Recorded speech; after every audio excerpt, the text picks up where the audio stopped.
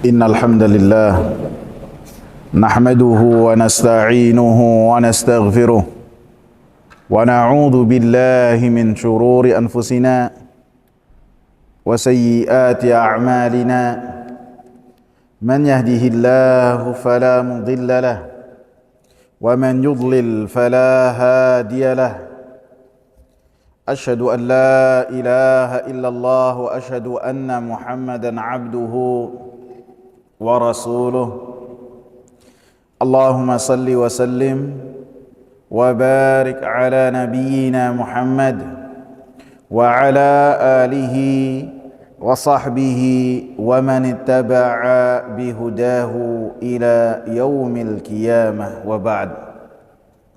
Hadirin jamaah sekalian yang saya hormati, kita lanjutkan pembahasan kita yang berkaitan dengan kitab Riyadhus Shalihin min kalami Sayyidil Mursalin, taman-taman orang-orang saleh dari perkataan pemimpinnya para rasul, karya Al-Imam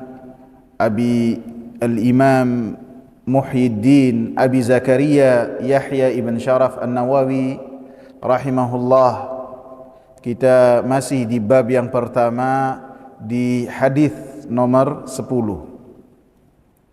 Wa an Abi Bakrata Nufai'i ibni Al-Harith Al-Thaqafi radhiyallahu anhu, dari Abu Bakrah Nufai' ibn Al-Harith Al-Thaqafi radhiyallahu anhu, semoga Allah subhanahu wa ta'ala meridainya, anna Nabiya sallallahu alaihi wasallam qala, bahwasanya Nabi sallallahu alaihi wasallam berkata, idza altaqal muslimani bisayfayhima falqatilu wal maktulu finnar. Apabila bertemu dua orang muslim dengan pedang-pedang mereka berhadapan, falqatilu wal maktulu finnar, maka yang membunuh dan yang dibunuh semuanya di dalam api neraka. Qultu, saya berkata, ya Rasulullah, hadzal qatil fama balul maqtul. Wahai Rasulullah, ini adalah pembunuh, maka ada apa gerangan yang dibunuh dia masuk api neraka juga? Qal, maka Nabi sallallahu alaihi wasallam mengatakan, innahu kana harisan ala qatli sahibihi, sesungguhnya orang yang dibunuh memiliki tekad untuk membunuh lawannya, untuk membunuh saudaranya ataupun kawannya. Muttafaqun alaih, hadis yang muttafaqun alaih, yang disepakati oleh Al-Imam Muslim dan Al-Imam Bukhari dalam kedua kitab sahihnya. Perawi hadis ini adalah Abu Bakrah. Abu Bakrah termasuk sahabat-sahabat yang dikenal dengan kunyahnya. Beliau dikatakan memiliki nama seperti yang dikatakan oleh Imam Nawawi rahimahullah, Nufai' ibn Al-Harith Al-Thaqafi. Dan menurut riwayat juga bahwasanya beliau ini memiliki nama Nufai' ibn Masruh. Jadi perbedaannya di bapaknya, apakah bin Masruh atau ibn Harith. Beliau juga dikenal dengan Maula Rasulullah sallallahu alaihi wasallam. Maula Rasulullah artinya, Maula itu seorang budak yang kemudian dibebaskan dan dimerdekakan oleh Rasulullah sallallahu alaihi wasallam. Kemudian dia menisbatkan dirinya sebagai maulanya Rasulullah, orang yang tadinya budak dan dibebaskan oleh Rasulullah dimerdekakan oleh Rasulullah sallallahu alaihi wasallam, sehingga beliau ini terkadang menisbatkan dirinya kepada Nabi sallallahu alaihi wasallam dengan lafadznya Maula Rasulullah sallallahu alaihi wasallam. Kemudian beliau juga masuk Islam ketika Nabi sallallahu alaihi wasallam mengepung kota Taif. Nabi sallallahu alaihi wasallam mengepung kota Taif pada tahun 8 Hijriah di pekan terakhir dari bulan Syawal. Karena Nabi sallallahu alaihi wasallam setelah menaklukkan kota Mekah, dan Nabi sallallahu alaihi wasallam mendapatkan kabar bahwasanya orang-orang Hawazin, orang-orang Taif dan sekitarnya mereka berkumpul di Hunain, maka Nabi sallallahu alaihi wasallam langsung menyerang Hunain di bulan Syawal. Setelah kaum musyrikin berpencar, kocar-kacir dalam peperangan Hunain, maka orang-orang Taif kembali kepada benteng-benteng mereka, dan Nabi sallallahu alaihi wasallam melanjutkan peperangannya menuju Taif, sehingga beliau mengepung Taif, dikatakan selama 10 hari, dikatakan selama satu pekan. Sehingga ketika Nabi sallallahu alaihi wasallam mengepung Taif tersebut, Nabi sallallahu alaihi wasallam mengatakan, siapa yang turun di antara kalian dari benteng tersebut, dari budak belian, maka akan saya bebaskan, kata Rasulullah sallallahu alaihi wasallam. Maka termasuk yang datang pada saat itu untuk memenuhi seruan Nabi sallallahu alaihi wasallam dan keluar dari benteng kokohnya orang-orang Taif, orang-orang Bani Thaqif, orang-orang Thaqif, maka diantaranya adalah Nufai ibn al-Harith. Sehingga Nabi sallallahu alaihi wasallam memerdekakan Nufai ibn al-Harith ini, langsung dimerdekakan oleh Nabi sallallahu alaihi wasallam. Dan kemudian Nufai pun, Abu Bakrah ini langsung beriman kepada Nabi sallallahu alaihi wasallam setelah mengabarkan kepada Nabi sallallahu alaihi wasallam bahwasanya dirinya adalah budak belian. Maka Nabi sallallahu alaihi wasallam langsung memerdekakan Abu Bakrah, dan Nabi sallallahu alaihi wasallam memberikan kepadanya kunyah dengan Abu Bakrah. Sehingga setelah Nabi sallallahu alaihi wasallam merasa buntu untuk mengepung benteng-benteng kokoh yang ada di Taif, maka Nabi sallallahu alaihi wasallam berupaya untuk pulang, karena orang-orang Thaqif, orang-orang Taif ini mereka memiliki perbekalan di bentengnya, bisa bertahan tidak keluar selama 1 tahun. Jadi pangannya itu sangat kokoh sekali. Jadi jangankan baru 10 hari, baru 7 hari, untuk 2 bulan ke depan aja silakan. Jadi kuat sekali. Maka Nabi sallallahu alaihi wasallam kemudian meminta para sahabat untuk pulang. Ayo mari kita pulang, meninggalkan kota Taif. Maka sebagian para sahabat meminta kepada Nabi untuk Nabi sallallahu alaihi wasallam mengutuk orang-orang Thaqif, mengutuk penghuni kota Taif. Maka Nabi sallallahu alaihi wasallam tidak memenuhi permintaan tersebut. Bahkan Nabi sallallahu alaihi wasallam mengatakan, Allahumma hdi Thaqifan, ya Allah berilah petunjuk kepada orang-orang Thaqif. Jadi yang dimintanya apa? Untuk melaknat, untuk mengutuk. Nabi sallallahu alaihi wasallam tidak mau dan tidak memenuhi. Setelahnya orang-orang Taif pun memeluk Islam, dan kemudian mereka meminta kembali kepada Nabi sallallahu alaihi wasallam supaya Abu Bakrah ini dikembalikan kepada mereka. Maka Nabi sallallahu alaihi wasallam mengatakan kepada orang-orang Taif, orang-orang Thaqif, huwa taliqullahi wa taliqu rasulihi, kalian ketahuilah bahwasanya Nufai ini yang telah diberi kunyah oleh Rasulullah sebagai Abu Bakrah adalah orang yang telah dimerdekakan, budak belian yang telah dimerdekakan karena Allah dan telah dimerdekakan oleh Rasulullah sallallahu alaihi wasallam. Sehingga setelahnya Abu Bakrah ini berkata, dia senantiasa mengatakan, ana Abu Bakrah maula Rasulillah, saya adalah Abu Bakrah, orang yang telah dimerdekakan oleh Rasulullah.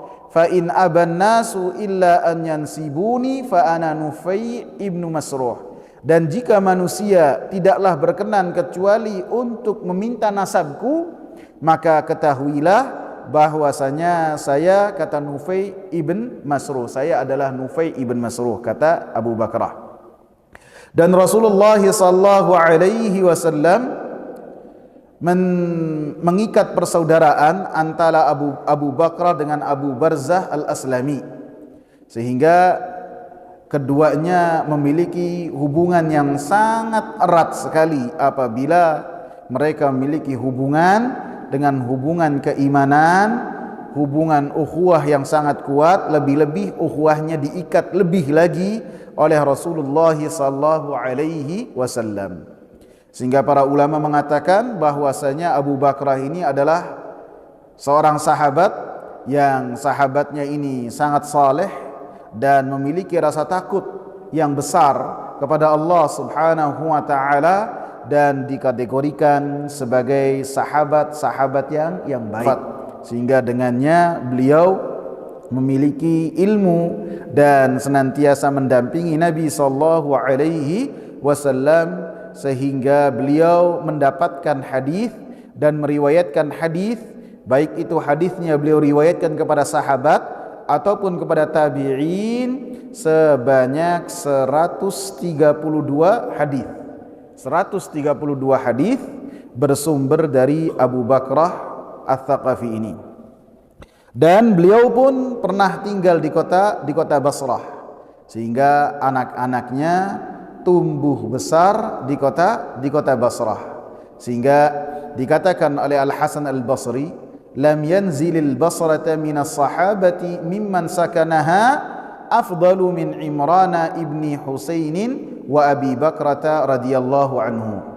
Tidak ada yang pernah singgah di kota Basrah dari sahabat-sahabat Nabi yang telah tinggal di kota tersebut yang lebih afdal daripada sahabat Imran ibn Husain dan sahabat Abu Bakrah yang kita bahas ini.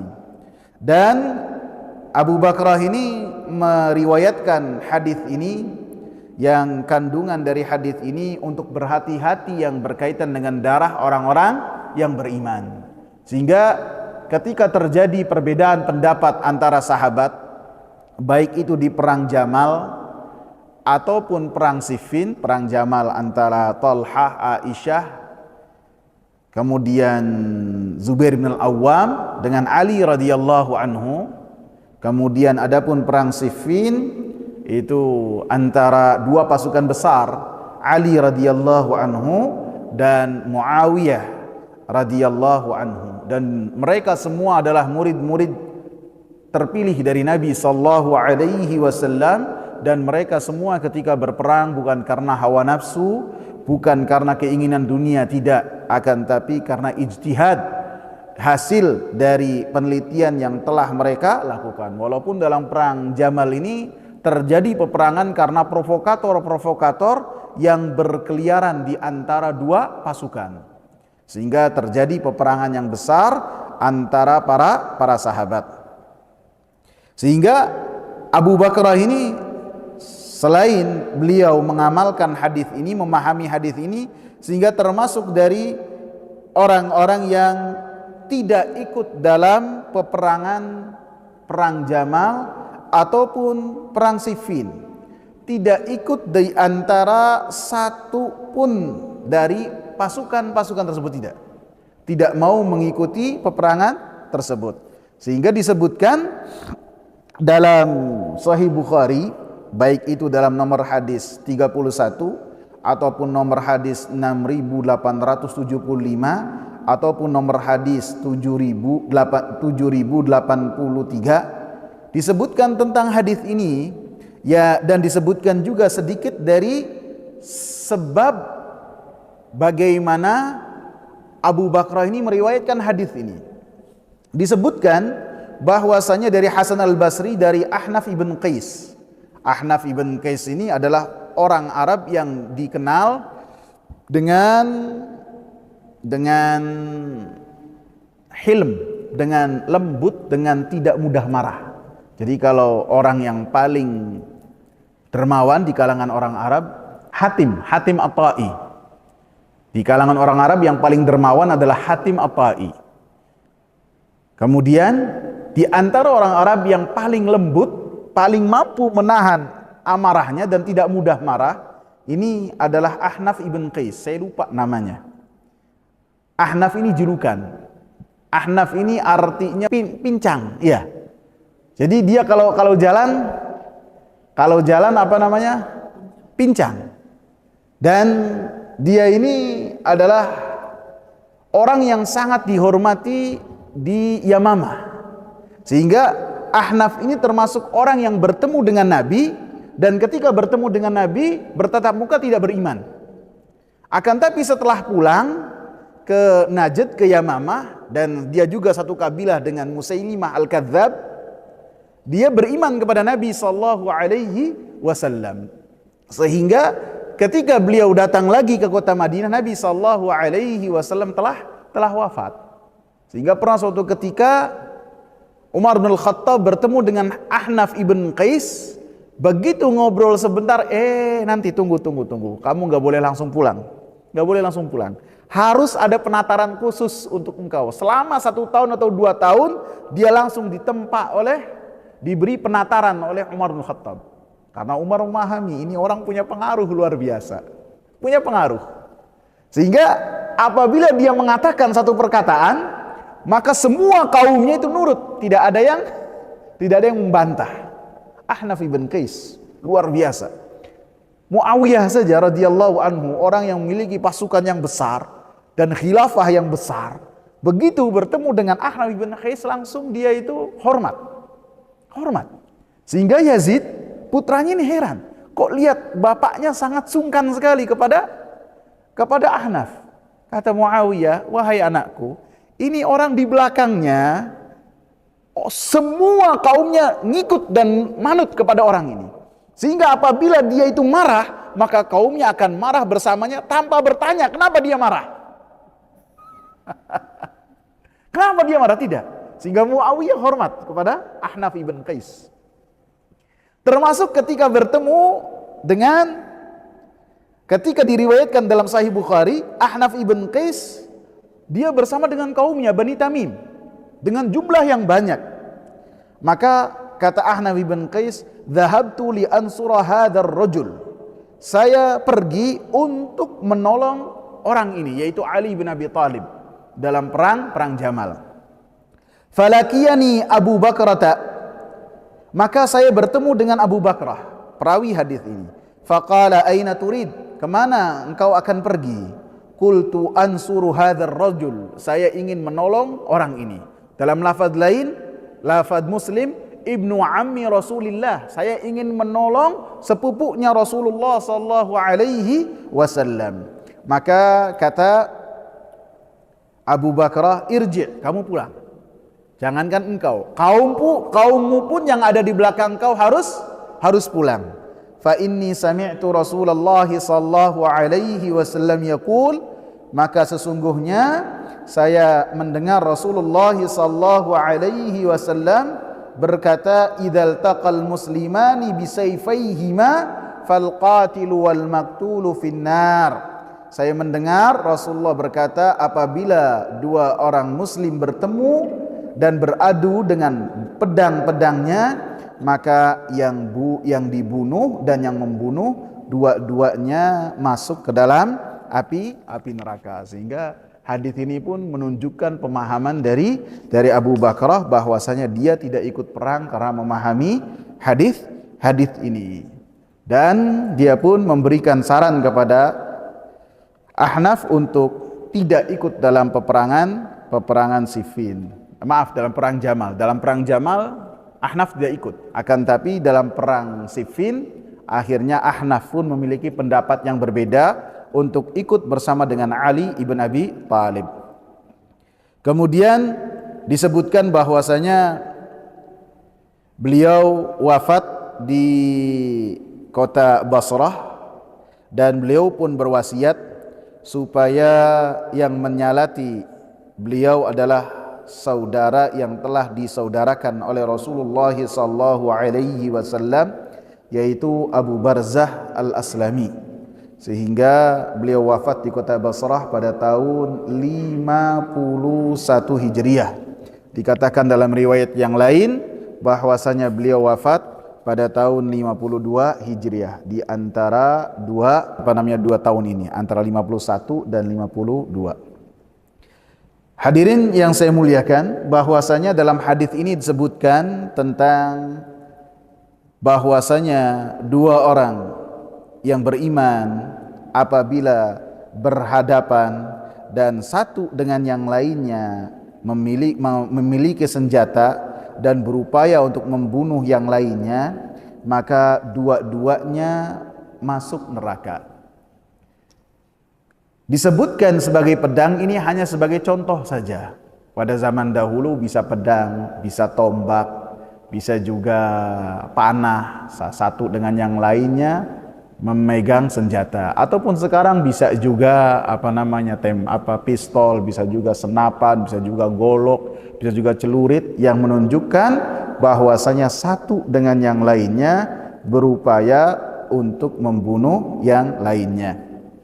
Dan perkara bahwasanya membunuh itu adalah hal yang besar dan tidak dimudahkan dalam agama yang mulia ini, Allah Subhanahu wa taala mengatakan dalam surat An-Nisa ayat 93, "Wa man yaqtul mu'minan muta'ammidan fajazaohu jahannamu khalidan fiha wa ghadiballahu 'alaihi wa la'anahu wa a'adda lahu 'adzaban 'azima." Siapa yang membunuh seorang mukmin secara sengaja, maka balasannya adalah api neraka selama-lamanya di dalamnya, kekal di dalamnya. Allah Subhanahu wa taala murka kepadanya dan Allah Subhanahu wa taala melaknatnya, dan Allah Subhanahu wa taala mempersiapkan baginya azab yang sangat besar. Ini yang berkaitan dengan satu nyawa. Apabila membunuh satu nyawa saja, ancaman dari Allah Subhanahu wa taala demikian, lebih-lebih apabila membunuhnya secara berbilang. Maka Abu Bakrah radhiyallahu anhu ketika mendengar omongan Rasulullah sallallahu alaihi wasallam langsung menanyakan kepada Rasulullah sallallahu alaihi wasallam, "Ya Rasulullah, kita paham bahwasanya yang membunuh masuk neraka. Bagaimana dengan orang yang dibunuh?" Maka Rasulullah sallallahu alaihi wasallam langsung mengatakan, "Innahu kana harisan ala qatli sahibihi." Orang yang dibunuh ini dia telah berupaya, bukan hanya memiliki niat, di atas dari niat, dan dia pun memiliki kesungguhan, memiliki tekad untuk membunuh orang yang ada di hadapannya. Sehingga ketika seorang memiliki niat, maka dia mendapatkan ganjaran dari apa yang telah dia lakukan. Apabila kebaikan, dia mendapatkan ganjaran kebaikan. Apabila keburukan, dia mendapatkan ganjaran keburukan dari apa yang telah dia niatkan dan dia tekadkan. Jadi beda sekali antara niat dengan apa yang ada terlintas di hati, beda. Niat itu sudah menjadi kemauan, bahkan bisa berubah menjadi tekad. Adapun bisikan-bisikan hati, maka Allah Subhanahu wa taala tidak akan mengambil perhitungan di umat ini. Rasulullah sallallahu alaihi wasallam katakan, "Innallaha tajawaza li ummati ma tahaddatsat bihi anfusuha." Allah Subhanahu wa taala tajawaz, memberikan ampunan kepada umatku apabila ada lintasan-lintasan di dalam hatinya, yang mana lintasan-lintasan tersebut hanya ada di hati malam ta'mal au takallamat. Akan ada perhitungan dari Allah Subhanahu wa taala apabila seseorang mulai berbicara, mulai menunjukkan bahwasanya dia benar-benar melakukan apa yang ada di hatinya, maka dia akan dihisab dengan hisab yang apa yang dia inginkan dan apa yang dia rencanakan, walaupun rencananya tidak berhasil, walaupun tekadnya itu tidak berhasil. Maka Rasulullah sallallahu alaihi wasallam katakan bahwasanya yang dibunuh pun mendapatkan ancaman dengan api neraka. Karena apa? Karena dia memiliki tekad dan kemauan untuk membunuh orang yang ada di hadapannya. Sehingga dalam perbincangan antara Nabi sallallahu alaihi wasallam dengan Abu Bakrah ini menunjukkan para sahabat ridwanullahi alaihim, mereka bertanya kepada Rasulullah sallallahu alaihi wasallam yang berkaitan dengan apa yang tidak mereka pahami dari perkataan-perkataan Rasulullah sallallahu alaihi wasallam, bahkan dari perkataan-perkataan Allah Subhanahu wa taala. Mereka orang-orang Arab tulen, mereka adalah orang-orang yang apabila dibacakan Al-Qur'an mereka langsung paham, dan mereka pun ketika dibacakan dan sampai kepada mereka perkataan Nabi, mereka langsung paham.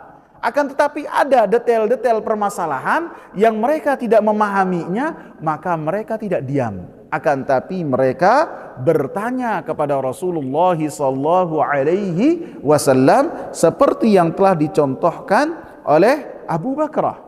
Abu Bakrah memiliki tidak paham nih apa yang disampaikan oleh Rasulullah yang berkaitan dengan yang dibunuh. Maka beliau bertanya kepada Rasulullah sallallahu alaihi wasallam, sehingga Rasulullah sallallahu alaihi wasallam mengurai benang kusut ketika berkaitan dengan pemahaman yang ingin dipahami oleh para sahabat ridwanullahi alaihim.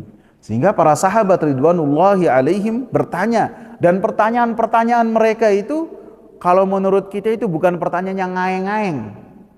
Antum tahu pertanyaan ngaeng-ngaeng? Yang tidak mungkin terjadi, terus bikin ribet yang ditanya, kemudian akhirnya ngajak ribut. Bener enggak? Itu pertanyaan ngaeng-ngaeng gitu. Enggak. Kalau para sahabat bertanya itu pertanyaan-pertanyaan yang mereka ingin mencari ilmu, dan ketika mereka bertanyanya itu ingin mengamalkan, bukan hal yang lain.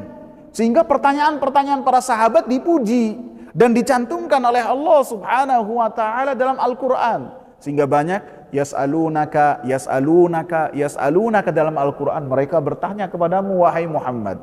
Mereka bertanya kepadamu. Ini menunjukkan para sahabat bertanya, dan pertanyaan mereka diabadikan oleh Allah Subhanahu wa taala, dan pertanyaan mereka itu faedah semua. Ada ilmu, ada pelajaran yang dengannya mereka mengamalkan dan semakin dekat kepada Allah Subhanahu wa taala.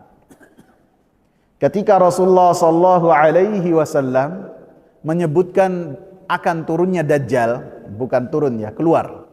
Kalau Nabi Isa turun, kalau Dajjal keluar. Karena Dajjal itu ada di satu pulau seperti yang dikabarkan oleh Tamim, sahabat yang mulia yang telah bertemu langsung dengan Dajjal.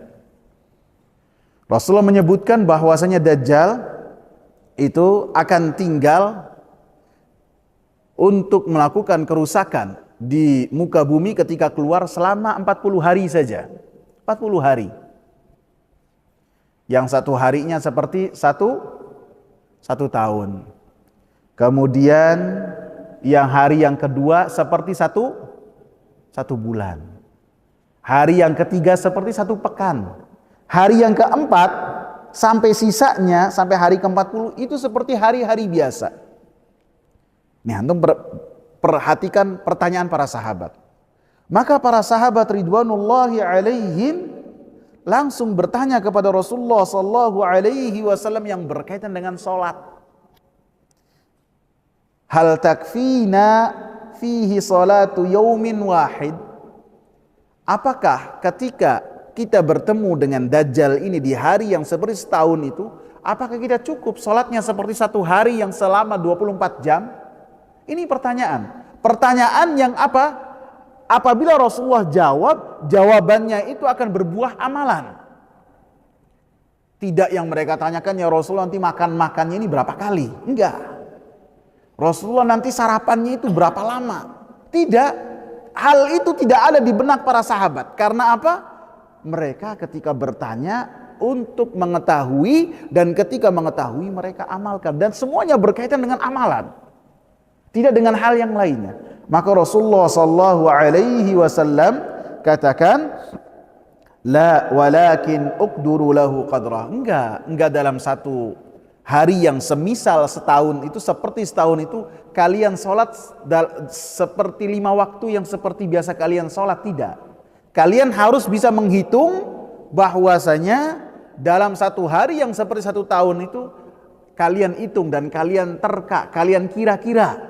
Apabila telah berlalu 24 jam, nanti kalian kira-kira lagi sholat subuh, kemudian sholat zuhur, kemudian sholat asar, kemudian sholat maghrib, kemudian sholat isya, terus berputar sampai sehari yang seperti setahun itu berlalu. Tidak dengan pertanyaan-pertanyaan yang lainnya. Ini menunjukkan semua kebaikan, semua pertanyaan yang pertanyaannya itu ada kebaikan di dalamnya. Maka para sahabat ridwanullahi alaihim telah bertanya kepada Rasulullah sallallahu alaihi wasallam, apabila ada kebaikan. Apabila tidak ada kebaikan, maka para sahabat tidak akan bertanya kepada Rasulullah sallallahu alaihi wasallam. Dan apabila ada kebaikan, maka Allah subhanahu wa ta'ala akan menjadikan para sahabat bertanya kepada Rasulullah sallallahu alaihi wasallam. Seperti ketika para sahabat dilarang oleh Rasul untuk bertanya, karena ditakutkan apabila terjadi pertanyaan-pertanyaan di akhir hayat Rasulullah, ada pertanyaan yang dengannya akan merubah sesuatu yang halal menjadi haram, sehingga Rasulullah larang para sahabat untuk bertanya. Sudah cukup. Yang bertanya adalah orang-orang Arab Badui. Orang-orang Arab Badui dengan pertanyaan-pertanyaannya yang terkadang itu pertanyaan-pertanyaan yang cerdas. Dan Allah subhanahu wa ta'ala lah yang menjadikan mereka itu berbicara dan bertanya kepada Rasulullah sallallahu alaihi wasallam. Sehingga apabila dalam pertanyaan itu ada kebaikan, pastinya di dalam pertanyaan tersebut telah ditanyakan oleh para sahabat. Sehingga ketika Imam Malik rahimahullah, Malik ibn Anas, ditanya oleh seorang yang dia bertanya kepada beliau tentang kaifal istiwa, bagaimana istiwa, bagaimana sih Allah beristiwa di atas arsy-Nya, bagaimana?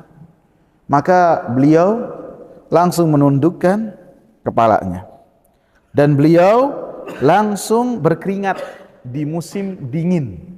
Jadi musim dingin, pada saat itu ditanya dengan pertanyaan tersebut, beliau langsung berkeringat karena takut kepada Allah. Ini pertanyaan-pertanyaan besar berkaitan tentang Allah, tentang perbuatan Allah. Orang ini bertanya bagaimana istiwa ini, bagaimana Allah beristiwa di atas arsy-Nya. Maka beliau mengatakan, al-istiwa ma'lum. Istiwa itu sesuatu yang diketahui. Artinya secara bahasa, istiwa itu berada di atas arsy-Nya. Kemudian beliau pun mengatakan, wal imanu bihi wajib. Dan beriman terhadap istiwa sebagai salah satu sifat dari sifatnya Allah subhanahu wa ta'ala adalah suatu hal yang wajib. Karena Allah mengabarkan dalam Al-Quran dalam 7 ayat bahwasanya Allah beristiwa di atas arsy-Nya. Kemudian beliau pun mengatakan wal kaifu majhul. Adapun perkataan bagaimana ini tidak diketahui. Artinya tidak diketahui ini orang-orang yang mereka lebih bersemangat untuk mendapatkan kebaikan tidak menanyakan dengan apa yang telah engkau tanyakan. Para sahabat mereka lebih bersih hatinya, lebih bersemangat untuk mendapatkan kebaikan. Dan mereka pun apabila ini adalah perkara yang baik, pasti mereka akan diperintahkan. Ataupun hatta lisan-lisan mereka akan berbicara atas izin Allah, bertanya dengan pertanyaan ini. Sehingga apabila hal ini tidak ditanyakan, maka majhul, tidak diketahui. Dan bukan suatu hal yang penting untuk dibahas. Karena Allah subhanahu wa ta'ala tidak mengabarkan hakikat tentang bagaimana istiwanya Allah subhanahu wa ta'ala. Dan para sahabat tidak bertanya tentang hakikat istiwanya Allah subhanahu wa ta'ala. Sehingga beliau pun mengatakan wassu'alu anhu bid'ah. Pertanyaan tentang bagaimana hakikat istiwanya Allah, maka ini adalah suatu yang bid'ah, tidak pernah ditanyakan oleh para sahabat ridwanullahi alaihim. Fa akhrijuh fa innahu rajulun su, kata Al-Imam Malik, keluarkan orang ini. Ini orang pengen merusak suasana sejuk dalam ta'lim dan majlis ilmu yang ada beliau di dalamnya, sehingga dikeluarkan orang tersebut dari majlis ilmu. Dan setelahnya orang ini memiliki pemikiran yang sesat. Jadi para sahabat ridwanullahi alaihim mereka bertanya dengan pertanyaan-pertanyaan yang menunjukkan bahwasanya mereka apabila tidak memahami, mereka bertanya kepada Rasulullah sallallahu alaihi wasallam. Kemudian di dalam hadis ini juga sangat jelas sekali bahwasanya amalan seseorang itu tergantung dari niatnya. Bahwasanya seorang yang memiliki niat, keinginan untuk membunuh orang lain, maka dia akan masuk api neraka walaupun dia ini tidak kesampaian untuk melaksanakan niatnya ataupun tekadnya. Tentu apabila yang berkaitan dengan perkara-perkara dunia, yang berkaitan dengan perkara-perkara yang tidak ada uzur di dalamnya. Apabila seseorang dibunuh kemudian ataupun membunuh karena membela kehormatannya, membela harga dirinya, maka dia akan masuk surga dan dia tidak akan masuk neraka walaupun sama-sama serupa dengan apa yang telah disampaikan oleh hadis Abi Bakrah ini. Disebutkan dalam hadis lain, seorang bertanya kepada Rasulullah sallallahu alaihi wasallam. Kemudian dia bertanya kepada Rasulullah, "Wahai Rasulullah, bagaimana pendapatmu apabila ada seseorang yang ingin mengambil harta saya?" Baik itu mungkin mengambil ini lebih tepatnya kayak begal kali ya. Kayak begal, kayak rampok. Adapun mencuri itu kalau bahasa Arabnya sariqah. Sariqah itu definisinya mengambil harta seseorang secara sembunyi-sembunyi dari tempat penyimpanannya. Sehingga kalau pencuri itu apabila pencuriannya sampai kepada nisab, kalau nggak salah seperempat dinar, maka tangannya dipotong. Adapun begal, adapun rampok, ini tidak dipotong tangan. Akan tapi hukumnya diapakan? Dibunuh. Karena dia termasuk orang-orang yang melakukan kerusakan di muka bumi dan menebar rasa takut di kalangan kaum muslimin. Jadi beda antara begal, perampok dan pencuri.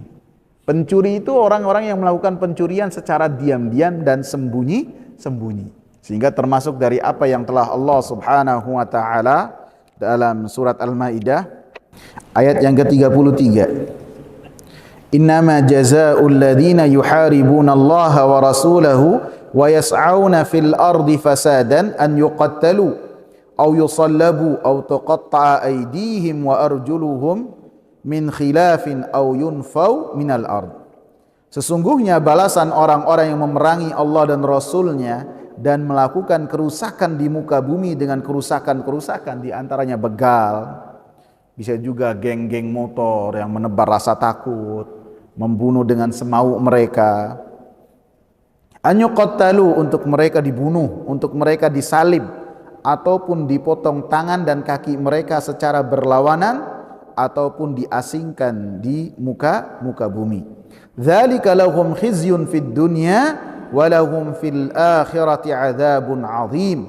Maka bagi mereka adalah kehinaan di dunia, dan di akhirat kelak mereka mendapatkan azab yang sangat pedih. Tapi yang eksekutornya bukan masing-masing di antara kita, akan tetapi pemerintah yang berwenang.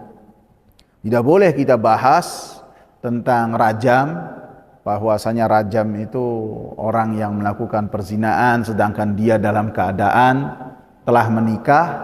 Kemudian salah satu komunitas majelis taklim misalnya, kemudian dia ngomong ke ustadznya, "Ustadz, saya zina, kemudian saya telah menikah, bagaimana nih, apa yang harus saya lakukan?" "Oh, antum harus dirajam." Nggak boleh. Eksekutornya harus pemerintah yang berkuasa. Tidak boleh. Apabila ada yang curhat dengan demikian, mengabarkan kepada ustadznya dengan kabar yang demikian, ustadznya harus mengingatkan bahwasanya dosa tersebut adalah dosa besar dan dia harus bertaubat kepada Allah, dan harus ditutup perkara ini sehingga tersembunyi saja antara dia dengan Allah Subhanahu wa taala. Kita kembali ke hadis sahih Muslim dari Abu Hurairah ini. Ada seorang yang bertanya kepada Rasulullah sallallahu alaihi wasallam, "Bagaimana pendapatmu ya Rasulullah apabila ada seorang datang kemudian dia memaksa untuk mengambil hartaku?" Maka kata Rasulullah apa? "Fala tu'tihi malak." Jangan engkau berikan hartamu, jangan, pertahankan. Maka orang ini mengatakan, "Ara'aita in qatalani?" Bagaimana pendapatmu ya Rasulullah apabila orang ini memerangiku, memaksaku dengan ancaman, dengan pedang, dengan tembakan, dengan senapan, dengan senjata api? Apa kata Rasulullah? Rasulullah ini sosok yang pemberani, tidak pernah mengenal rasa takut. Rasulullah kalau dalam peperangan, seperti dalam perang Hunain, ketika kaum muslimin kocar kacir, maka para sahabat itu berlindungnya kepada Rasulullah. Antum bayangkan, berlindungnya kepada Rasulullah supaya aman, karena Rasulullah pemberani dan sangat kuat sekali. Jadi apa yang dikatakan oleh Rasulullah ini menunjukkan keberanian yang luar biasa. Jangan kau berikan, jangan, pertahankan hartamu. Bagaimana ya Rasulullah apabila orang ini memerangiku, mengancamku? Maka kata Rasulullah, "Qatilhu," lawan, jangan diem, lawan, nggak boleh diem. Kemudian orang ini mengatakan, "Ara'aita in qatalani?" Bagaimana pendapatmu ya Rasulullah apabila orang ini membunuhku? Maka kata Rasulullah, "Fa anta syahid." Kalau engkau mati dalam rangka membela hartamu, apa yang kau miliki, maka engkau mati syahid. Mati syahid. Dan itu adalah kematian yang mulia. Kemudian orang ini mengatakan juga, "Ya Rasulullah, ara'aita in qataltuhu?" Maka bagaimana pendapatmu apabila saya ini membunuh orang tadi? Kalau saya mati, saya masuk surga, syahid. Tapi kalau dia yang mati dan saya bela karena dalam rangka membela harta saya, menjaga harta saya, maka kata Rasulullah, "Huwa finnar."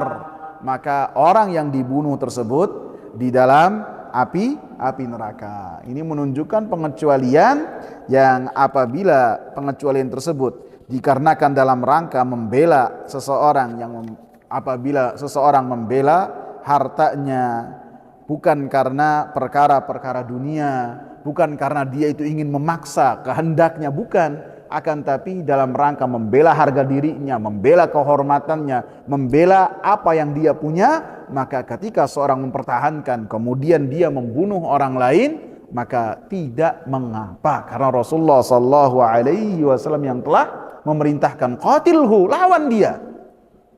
Karena apabila hal ini dilarang, pastinya ketika orang ini mengatakan, "Ya Rasulullah, apabila orang itu saya bunuh gimana?" Pasti Rasulullah katakan jangan dibunuh. Akan tapi Rasulullah malah membenarkan dengan mengatakan orang tersebut di dalam api neraka. Sehingga dalam hadis ini menunjukkan bahwasanya berkaitan dengan orang-orang yang membunuh, maka apabila dalam rangka membela hartanya, membela dirinya, membela keluarganya, membela kehormatannya yang berkaitan dengan seseorang yang dia itu melampaui batas kepadanya, ingin merebut apa yang dia miliki, baik itu perampok ataupun begal ataupun apapun namanya, ketika dia tidaklah mungkin bisa lepas dari serangan orang tersebut kecuali dengan cara membunuh orang tersebut ataupun dia dibunuh, maka ketika dia melakukan itu semua, maka hasilnya berbeda dengan apa yang telah dikatakan oleh Rasulullah sallallahu alaihi wasallam dalam hadis Abi Bakrah. Apabila seorang dalam rangka membela, maka terhadap orang yang ingin berupaya untuk menzalimi dirinya, maka ketika orang ini mati, orang yang membela harga dirinya, hartanya, kehormatannya, maka dia masuk surga. Sebaliknya, ketika pelaku kezaliman tersebut berupaya untuk mengambil hak orang lain, kemudian dia mati dengan dibunuh oleh orang yang membela kehormatan dan harga dirinya, maka itu menunjukkan bahwasanya orang tersebut masuk api neraka. Dan yang berkaitan dengan ancaman-ancaman dalam hadis-hadis Nabi sallallahu alaihi wasallam yang berkaitan dengan setiap pelaku dia masuk api neraka dengan perbuatan-perbuatan tertentu, maka ahli sunnah wal jamaah mengatakan ini adalah ancaman-ancaman yang ancaman-ancaman tersebut di akhirat kelak maka di bawah kehendak Allah subhanahu wa ta'ala. Apabila Allah subhanahu wa ta'ala menghendakinya, maka Allah subhanahu wa ta'ala akan mengampuni orang tersebut dan memasukkannya ke dalam surga. Dan apabila Allah subhanahu wa ta'ala akan mengazabnya, maka mengazabnya dengan keadilan. Dan perkataan dalam surat An-Nisa ayat ke-93 bahwasanya orang yang membunuh seorang mukmin dan dia melakukannya secara sengaja, maka balasannya api neraka khalidan fiha, dia kekal di dalamnya. Maka sebagian ulama ketika membahas tentang kekal di dalamnya, maka dilihat apabila orang tersebut ketika mati, dia sebelum mati bertaubat kepada Allah subhanahu wa ta'ala dengan taubat yang benar, lebih-lebih dia meminta halal dari keluarganya, maka bisa jadi termasuk dari taubat nasuha, bisa jadi. Dan apabila seorang ini dia belum bertaubat kepada Allah subhanahu wa ta'ala, kemudian dimasukkan oleh Allah subhanahu wa ta'ala ke dalam api neraka dengan keadilan yang telah Allah subhanahu wa ta'ala tegakkan, maka khalidan fiha, sekekal di sini tidak selama-lamanya, akan tetapi dalam waktu yang lama. Apabila orang tersebut ketika mati dalam keadaan memiliki iman. Karena dalam hadis-hadis itu banyak sekali hadis-hadis yang berkaitan dengan bagaimana nanti akhir orang-orang yang beriman. Maka dalam hadis-hadis yang lain disebutkan nanti di sebelum kematian itu disembelih oleh Allah subhanahu wa ta'ala, maka Allah subhanahu wa ta'ala memerintahkan supaya orang-orang yang di dalam api neraka yang memiliki keimanan walaupun sebesar biji sawi, maka dikeluarkan oleh Allah subhanahu wa ta'ala dari api neraka sehingga tidak kekal selama-lamanya di dalam api neraka. Sehingga itu menunjukkan bahwasanya keimanan seseorang akan bermanfaat bagi pelakunya walaupun keimanannya adalah keimanan yang kecil. Berarti Ustadz, bagaimana dong kalau nanti di hari akhir kelak apabila dosa-dosa besar ini diampuni oleh Allah, bisa sesuai dengan kehendak Allah, bisa juga ditegakkan dan diazab oleh Allah subhanahu wa ta'ala. Maka kita ingatkan, ketika seorang melakukan dosa besar kemudian tidak ada waktu baginya untuk bertaubat, kemudian kematian menjemputnya, siapa yang menjamin baginya bahwasanya dosa besar yang dilakukan olehnya itu akan mendapatkan ampunan dari Allah subhanahu wa ta'ala? Siapa yang jamin? Siapa? Walaupun dalam ayat-ayat yang lain itu disebutkan bahwasanya Allah itu hanya tidak memberikan ampunan kepada pelaku dosa kesyirikan. Adapun terhadap dosa besar, maka di bawah kehendak Allah. Siapa yang menjamin ketika seorang melakukan dosa besar, belum bertobat dari dosa besar tersebut, kemudian ketika bertemu dengan Allah, Allah subhanahu wa ta'ala mengampuni? Siapa yang menjamin? Maka itu menunjukkan untuk kita itu berhati-hati yang berkaitan dengan dosa besar. Karena dosa-dosa kecil saja itu akan menyeret seseorang kepada dosa-dosa besar.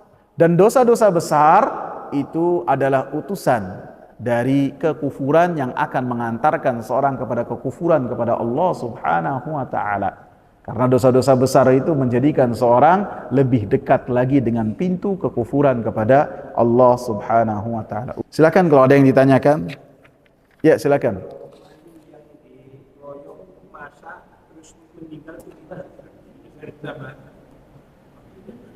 Maling yang dikeroyok ya.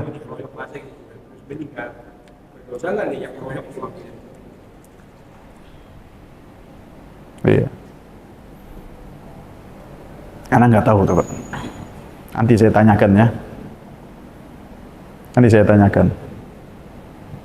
Ya. Kadang-kadang kalau kita katakan, ya saya menjawabkan tentu atas nama Allah, nggak boleh ya berandai-andai ya. Sebagian orang ketika melihat pemandangan orang maling ayam, kayak maling motor, walaupun mereka melakukan kezaliman, maka ketika kita membalas kezaliman itu harus dengan kezaliman yang setimpal, tidak boleh lebih, tidak boleh. Walaupun itu adalah sebuah kezaliman ya, dan menjadikan orang-orang itu kesel, marah, ya tidak juga semena-mena dengan dibunuh sampai mati, sampai terkapar, sampai terkadang diseret di aspal ya kan. Ya tidak boleh juga. Nanti saya tanyakan lagi Pak Sohib. Ada lagi kawan? Semoga bermanfaat. Subhanakallahumma bihamdika asyhadu an la ilaha illa anta astaghfiruka wa atubu ilaik. Assalamualaikum warahmatullahi wabarakatuh.